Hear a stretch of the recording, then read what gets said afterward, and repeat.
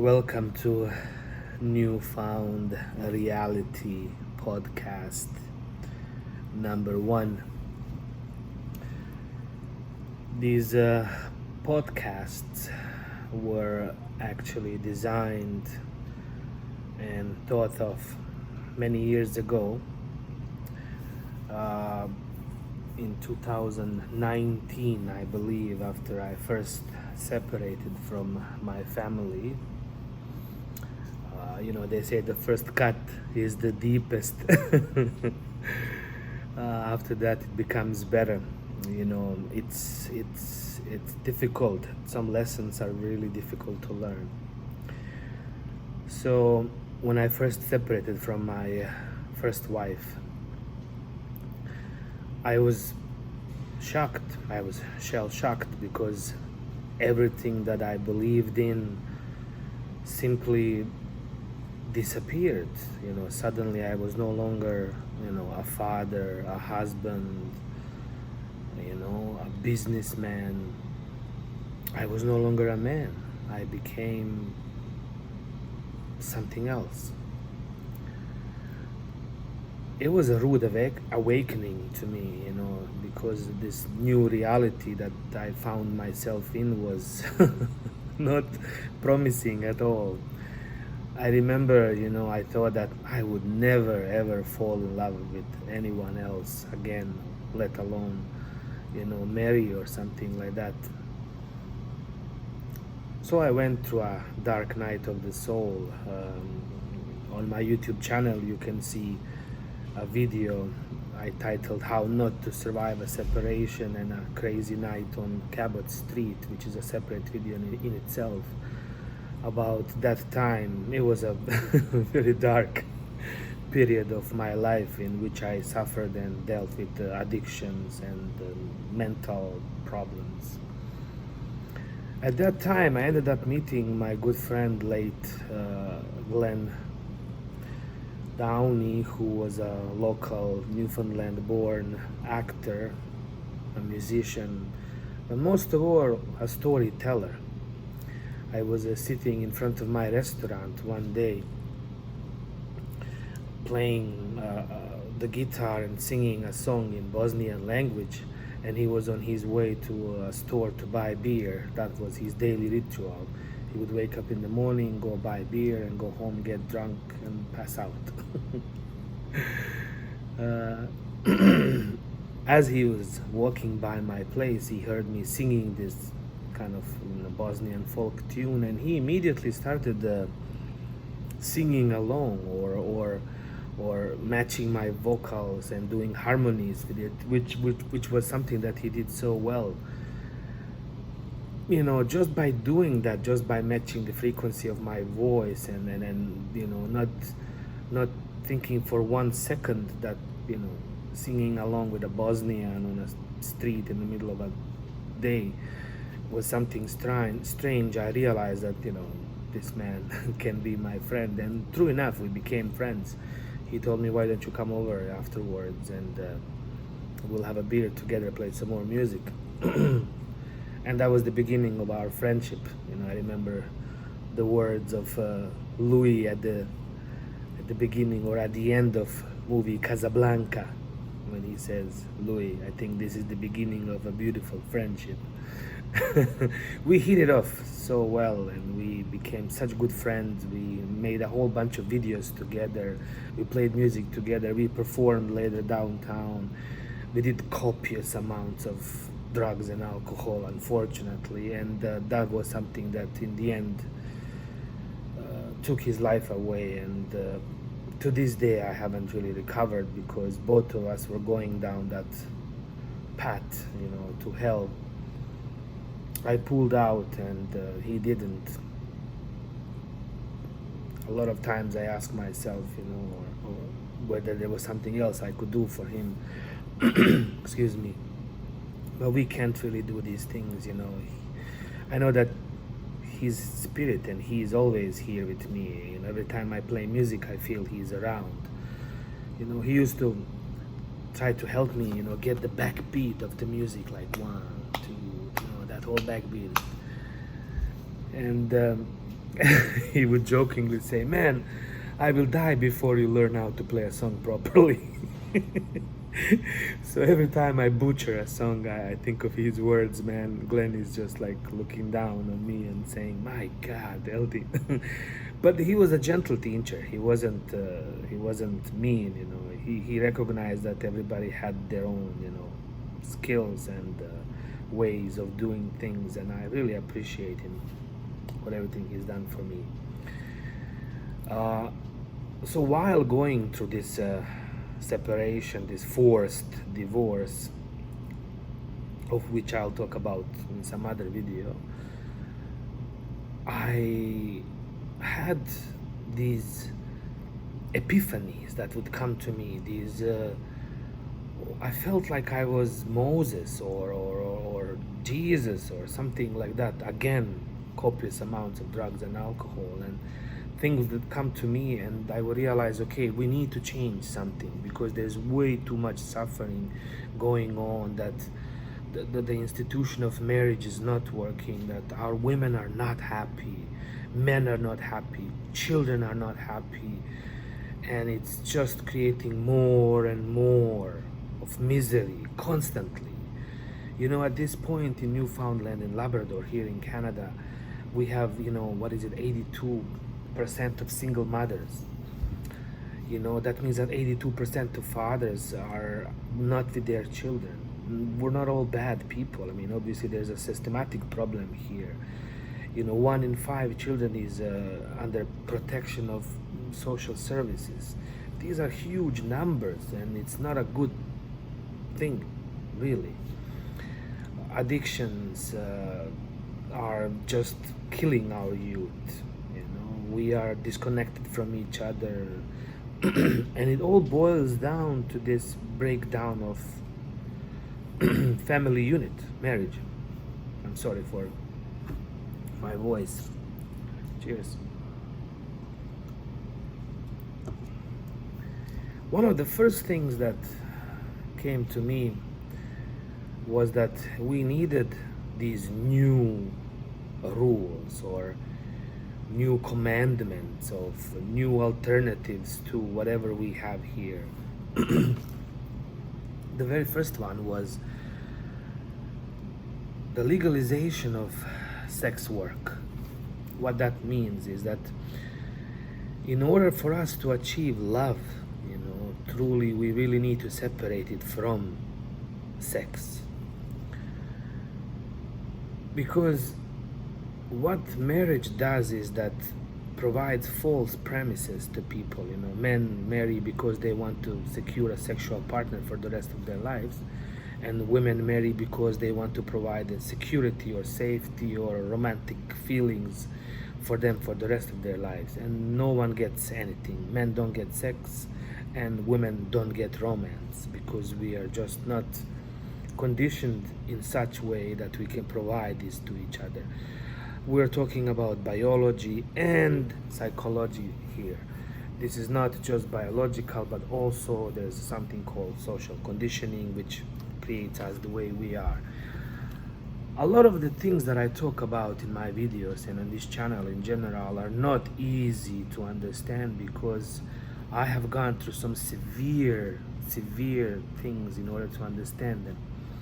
I've studied my whole life, you know, just to get these different things, and I have received these general messages from the universe, from the spirits, from the angels around us.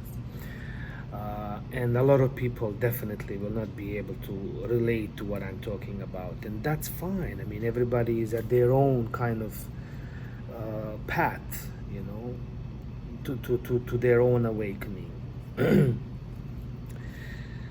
We have a problem in which, you know, we confuse lust for love, and we confuse love for lust. According to some anthropologists, there are 3 kinds of love. We have this sexual desire, and that basically says that I can imagine myself having a sexual intercourse with pretty much anyone.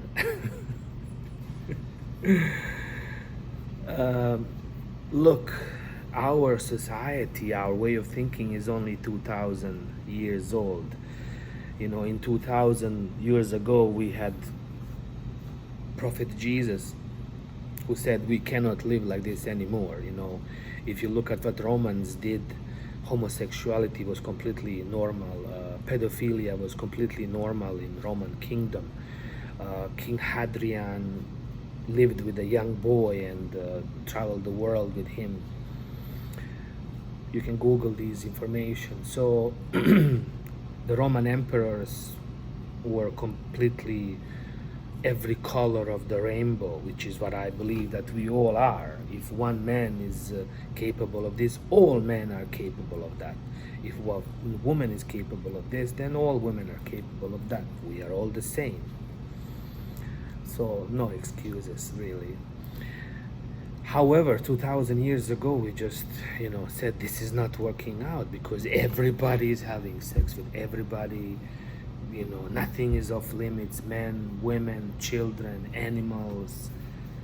It was very difficult. It was confusing to figure out who is the father, who is the mother, whose child belongs to whom, and it was a difficult time, I would say. Again, I'm not making fun of this. I'm only illustrating these examples that are completely relevant to what I'm talking about. So Jesus said, look, no, we're not going to be able to do this anymore. It's going to be one man, one woman, and then that's their children. And, we're going to have 10 commandments, wink, wink, wink, but you can, of course, we can break them, you're not supposed to, let's say the commandment number 7. I always remember that joke, some people write number 7 like this, and some people write number 7 like this, but there's a line in the middle. So the 7th commandment is thou shalt not sleep with thy neighbor's wife. So some people said, scratch this one, don't worry about it. So I think that's what basically, Jesus said, look, we have these commandments, but of course we are humans, we are going to make mistakes, don't worry about it, as long as you're not caught. And if you're caught, just be like Shaggy, it wasn't me. It wasn't me. Deny, because, and what happened later is that 2000 years later, all this previous experience was kind of forgotten. So the fact that we are comfortable being in homosexual relationships or bisexual relationships, that we are comfortable with pedophilia, I'm not, obviously, neither are you, because for 2000 years we have been taught this is wrong. And we believe that wholeheartedly because it is wrong. But nevertheless, as you can see, whatever we believe does not go so well with our leaders. Whether they are, the Queen of England or the President of the United States or the King of, Saudi Arabia. These people have no morality. The 10 commandments that we are taught to obey, they don't. They kill, they sleep with whoever, whenever. Epstein's Islands were visited by pretty much all our leaders and all our idols. So the fact that we still sort of worship Hollywood or worship our leaders doesn't really make sense. Again, all this knowledge that we have is lost. We are all every color of the rainbow. Kurt Cobain said, married, buried. What else can I say? Everyone is gay, and you are free to deny this as much as you want, Again, you're dealing with your own conditioning, which is about 2000 years old. Do you think my father could say that he was gay, or that my grandfather could say that he was gay in a traditional Muslim society in Bosnia and Herzegovina? No, it was not good for the economy. In order for us to prosper as society, to get to where we're supposed to get, and we do have some sort of idea that there's a sense of progress, these things have to be pushed forward. However, 2,000 years later, things are again changing. We can see that the nuclear family, or the way we are meant to live, is not working. It's just not working. Women are not happy, men are not happy, children are not happy, and it's getting worse and worse. You know, we have generations of children who were raised by one parent. We know that, for example, that daughters that were raised by single mothers become a certain way, that sons raised by single mother become a certain way, that fathers are completely, you know, out of the picture. You know, I always jokingly said that this is the part 2 of this new manifesto that I'm working on. Remember, the first apostole of this new manifesto will be the legalization of sex work. In order for us to truly be liberated from this, we need to find a way to have an outlet. Everybody should have an outlet. I lived in South Korea for almost 20 years, and prostitution is completely decriminalized. You have it everywhere, for men, for women, young, old, whatever you want, and everything is cool, and husbands are cool with it, wives are cool with it, everybody knows everything, and they use that old American don't ask and don't tell, deny, deny, deny, it wasn't me principle. But the thing is that also, you know, really works to a certain degree. I think it's time for us to open that Pandora box and to realize that yes, we are equally capable of all these things, and we have to admit this to ourselves, because as society and as individuals, we are capable of these things. You cannot say to a human, no, you're not supposed to feel homosexual or bisexual or, you know, pedophilic, or whatever the expression is. Again, these are very difficult concepts, and I'm not really having an easy time talking about this, because it's shunned upon. We're not supposed to talk about these things. I worked in education for 20 years. Believe me, I worked with children. I realized that children's sexuality is something that is really, really difficult to talk about, and I've encountered all kinds of things in 20 years of my own experience as a professional. So please don't get self-righteous about all this with me, because remember, what our leaders are doing is much, much, much worse than what I'm talking about here. Here I'm only talking about the freedom of expression. It's like saying to white nationalists that exist here in Newfoundland, you cannot be a nationalist. These people are ticked off, man. You know, we are bringing newcomers to Newfoundland, or to Canada in general, constantly, while our people here cannot find jobs, cannot find housing, cannot get a doctor. Yet people that come here from war-torn countries are immediately put into homes, get referrals to doctors. So of course, telling these people that they cannot feel like this does not work like that. I'm almost at the 20 minutes point, so I'm going to start talking in these podcasts about these things. There are 5 different apostles, 5 different things that I'm going to reveal in each different episode of this newfound reality. The first one is the legalization of sex work. We need to separate sex from love, and it has to be included into our MCP or health system. So you need to go see a doctor, and the doctor will prescribe you, whether that's going to be a man or a woman or a group or something else, because we need to be able to have healthy outlets, and our sex workers need to be supported in such way that they can provide these healthy outlets for everyone. And then once our carnal desires are taken care of, we can continue towards our self-actualization, self-fulfillment, and looking at love. Once the physical element, which is an external, which is also a very important part of love, is taken care of, we can talk about it. So, touchy subject. We'll talk more about it in some other videos, but for now, that's it. first thing, legalize sex work. Love you all. See you in the May I next have your video. attention, please? Visiting hours are over on all floors. Would all visitors kindly leave the hospital? Visiting hours are over on all floors. Would all visitors kindly leave the hospital? Thank you and have a good evening. That's what she said.